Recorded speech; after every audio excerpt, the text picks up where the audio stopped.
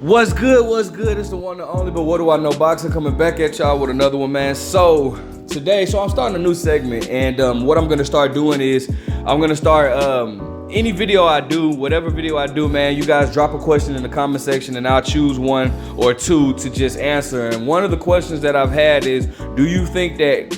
Starting off, my first one is, do you think that Errol Spence will be the same after the car accident? Do I feel like Errol Spence will be able to compete with Terrence Crawford after his car accident? So for y'all that don't know what the ending of the car accident was, boom, here it is right here. This is the result of his car accident. This is his car after he got done flipping, well, after it got done flipping around. Errol, it's a sad incident. I heard multiple stories and I'm gonna speak on one, but here's the video just in case you haven't seen it. Boom. So this is the street that it was on, and bro, Errol Spence is very blessed to survive that, man. Like, that is just ridiculously insane. Now there's multiple stories to this, but one that seems to be more consistent is that, everybody knows that Errol Spence is good friends with rapper Yellow Beezy or whatnot, and Yellow Beezy was into it with, at the time, rest in peace, with Mo3. It stated that Yellow Beezy and Mo3 had some issues at a nightclub or outside of a nightclub, and Errol Spence so happened to be there. Now, some source says that Errol Spence threw a punch at Mo3's manager or whatnot, Rainwater. But another source says that that's not true. Errol Spence didn't throw anything. He just so happened to be there, because him and Yellow Beezy are real close or whatnot. So it stated that Rainwater then, or some of Mo3 goons, was chasing Errol Spence down, because they ain't nobody ain't finna throw hands with dude. They ready to shoot or whatnot. So that, and Errol Spence was running from them. But it's also stated that Errol Spence, they say that Errol Spence was drunk. He was drunk, drunk driving or whatnot. Listen, regardless, man, it was a sad incident, and if that's the case, I definitely hope Errol Spence has learned from that, because he has a beautiful family, and Errol Spence he's definitely calmed down. He's been more so to himself lately. Of course, him and Yellow Beezy still hang around each other. Yellow Beezy comes to all of his fights, but he's more just calm. But anyway, so do I think that Errol Spence will be the same? Well, let's talk about it. So of course that happened right after his fight with Sean Porter. I want to say that happened October of 2019, if I'm not mistaken. I think it was or was it 18? I can't remember if it was 2019. I think it was 2019. It was October of 2019, if I'm not mistaken, when the accident happened or whatnot, right? He then took over a year out because he had lost his teeth. But he didn't suffer any broken bones or anything, and that's why I said, man, he was touched by God, because to be ejected out of that, and you saw what the car accident was like, to be ejected from that, bro, like that I mean, that's just, he was just touched by God. But he did lose some teeth, but no bones was broken. He took a year off of boxing, rightfully so, and we saw him return, I want to say December of 2020 against Danny Garcia. Now, in the fight with Danny Garcia, even though, yes, he dominated that whole fight, I don't remember giving Danny Garcia one round. But the thing is, I definitely did notice something that was different about Errol in that fight, because it was just like, it almost seemed like, if you go back and watch the fight, it seemed like whenever Errol thought that Danny Garcia was gonna throw to the body, Errol would overreact to it. I would see Errol overreacting. I thought that was kind of weird. But, and it also seemed like Errol was a little timid. But I'm not upset at that, because again, that was his first fight back. Because he stayed, and Errol Spence even stated it was times where he wasn't even able to hit the bag for more than 4 rounds, because his body would be so sore due to the accident. So it was It was a scary situation or whatnot, bro. But Errol seemed to be very timid, which again is completely understandable. That having his first fight back after the accident. All right. Now since that, of course, 2020. So he didn't. Let me see. He was then supposed to fight Manny Pacquiao, August of 2021, but then, he had to pull out of that fight due to a detached retina in his, I forgot which eye it was. But many people think that, basically his body is beaten up now. He's very, sore, he's very prone, accident prone, injury prone, should I say. many people feel like, he's at a point where he's just not the same. His body's not the same since that accident has happened. Now, injuries do happen. I don't know. We don't know what. We know, obviously we know it was in a sparring session, but we don't know, how severe this can play until Errol Spence. At the time we didn't, because they say that once you injure one side of your face, then the other side is injury prone as well.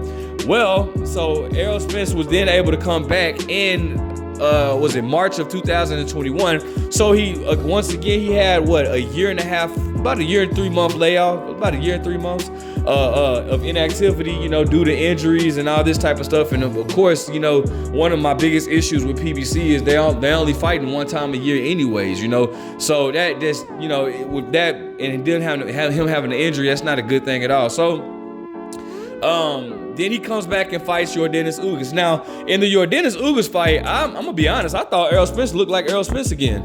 I thought he broke Yordenis Ugas down. Obviously, he's not gonna be able to fight Terrence Crawford like that, but different styles bring out different fights.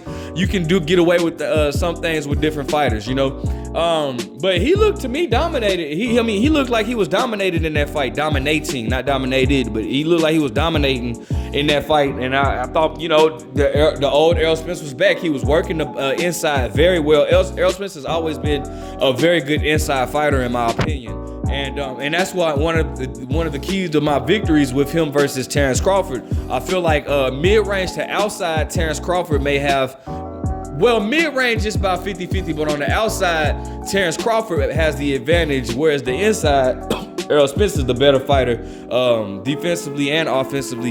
And that's just due to because every fight I've watched with Terrence Crawford, on the inside, he always gets caught flush by anybody, but Terrence Crawford can do it all. I just don't think he's better on the inside than Errol Spence, but I think he's a slightly better mid-range fighter, and I do think that he's a better outside fighter than Errol Spence. But on the mid-range, it's slightly, I want to say 50-50, but it's really, I think Terrence Crawford is slightly better. But anyways, regardless, Errol Spence dominated Yordenis Ugas. It was a moment where the referee actually said stop because Errol Spence had mouthpiece came out, and actually that was the second time because Errol Spence did the same thing happened in the Danny Garcia fight, where his mouthpiece came out, and Errol Spence, the referee said stop, but then Ugas cracked Errol Spence hard.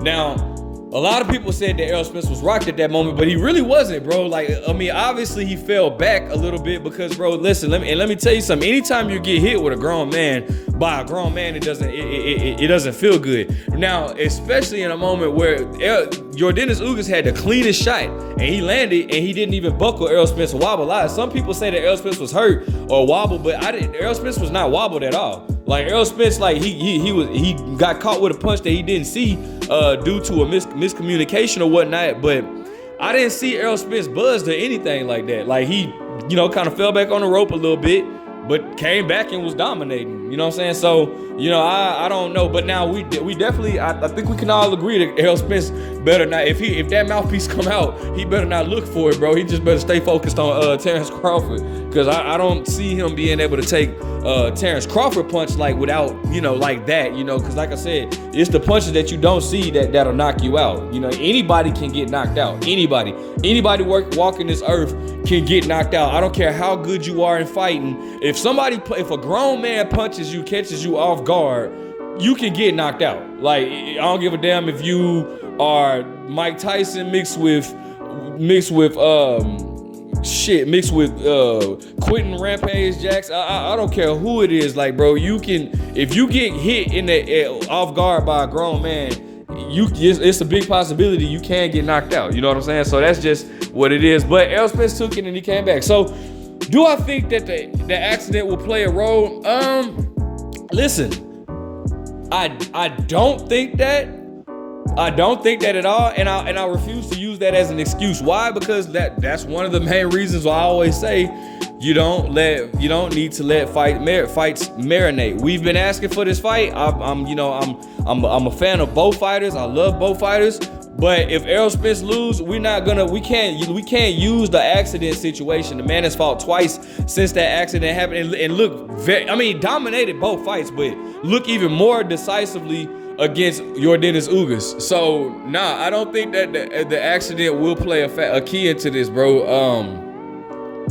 Or I'll put it like this: I won't use that as an excuse. That's not going to be a valid excuse in my opinion, because at the end of the day, the man, has fought since then. He signed a contract. We've been asking for this fight for years. So it's finally here. So let me know what you guys think. Make sure you guys like, comment, subscribe. Drop a question. I will answer each question. I will make that a routine to do so. Answer each question, man. But what do I know?